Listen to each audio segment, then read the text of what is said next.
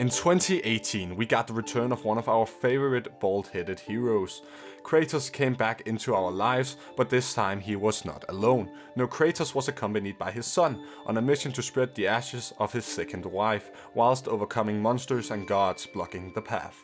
It's a game I think we can all agree on was simply great, and when the adventure was over, we were all left with questions and plot twists like we've never seen before.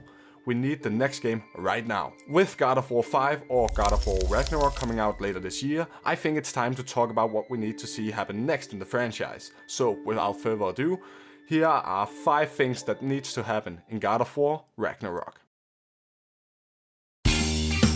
Break the cycle. At the end of the last game, players finally arrived in Jotunheim, where we not only learn about Kratos' second wife and her life as a giant, but also of a future prophecy. The prophecy shows us both the past, the present and the future. We see all of the events that play out during the game have been foretold, and right up until the end. But the most interesting part though is the foretelling of the future.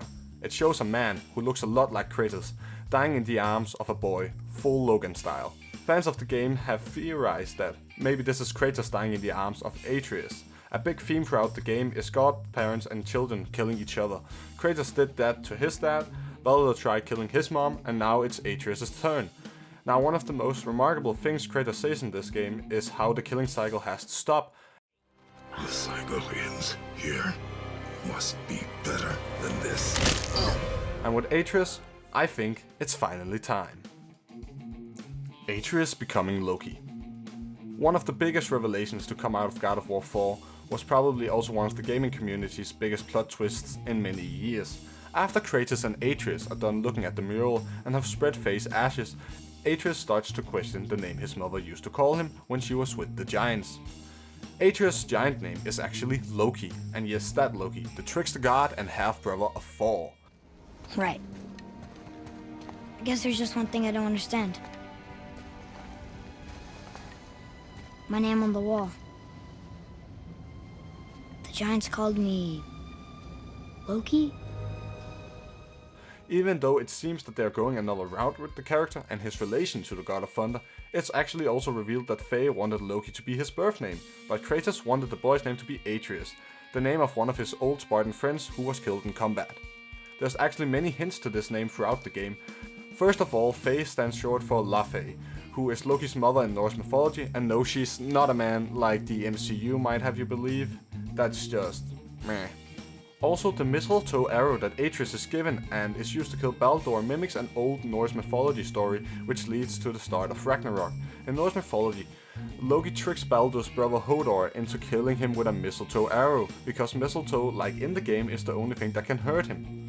I do have to say that Baldur is really a peaceful and kind and joyful god in Norse mythology, unlike in God of War, where, to be fair, most gods in the game, they're just straight up dicks.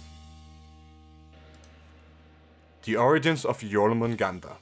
Ah yes, the great Midgard serpent. It is said that it can wrap around the world and bite its own tail, and that it's actually the child of Loki? Yes, Jörmungandr is actually birthed from Loki's mouth, something that we actually see in the game on the before mentioned wall painting. It would seem that in this universe Jörmungandr is born after Kratos dies in the hands of Atreus.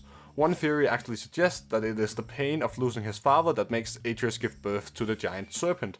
But if he is born in the future, how can he then be in the present? Well, the game hints multiple times at time travel being one of the possibilities, and it seems to be the case with Jörmungandr, as he is thrown back in time so that he is all grown when he has to fight Thor in an epic battle during Ragnarok.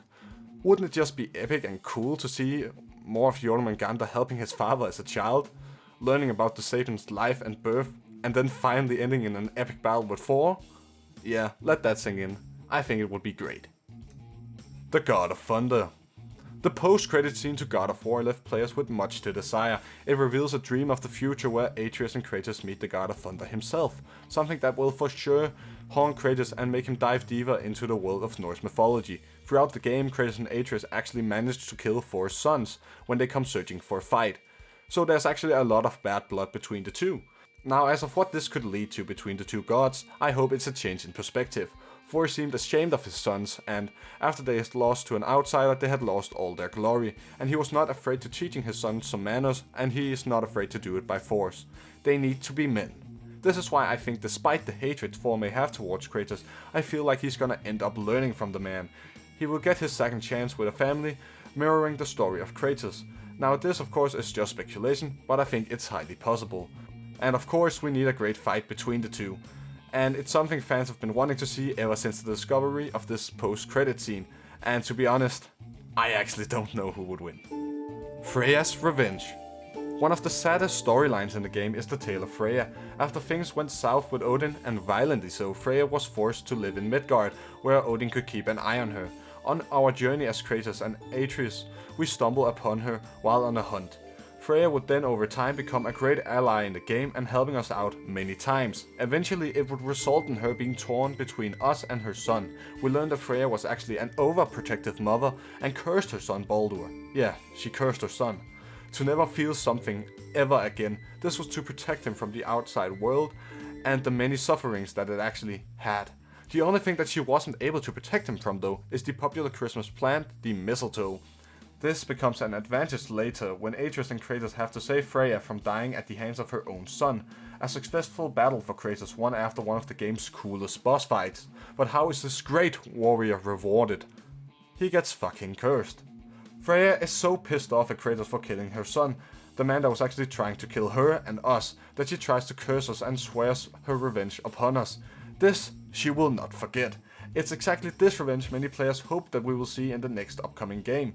Let us feel the wrath of Freya rain upon us as we journey through the Norse once again. Maybe she will get help from her old god friends in Asgard, or maybe the revenge is all hers. Another theory suggests that Freya will actually start out hunting the god of war, but eventually turn to have a change of heart, saving him in death, like he did to her, something that I think would be truly awesome and poetic to see in the game. Now that's a wrap. This was my list of 5 things I need to see in the next God of War game. This was mainly focusing on the story and overall plot, so if you would like to see another video on combat or environment, tell me in the comments below. You could also tell me some of the things you would like to see in the upcoming game, that would be truly epic. Other than that, I hope you enjoyed this video. There are more videos to come out in the future, so stay tuned. Remember to like and subscribe if you enjoyed this little video, it would really help the channel out as I'm just starting out. I would really appreciate it, and now without further ado, thank you guys so much for watching. See you guys in the next video. Bye.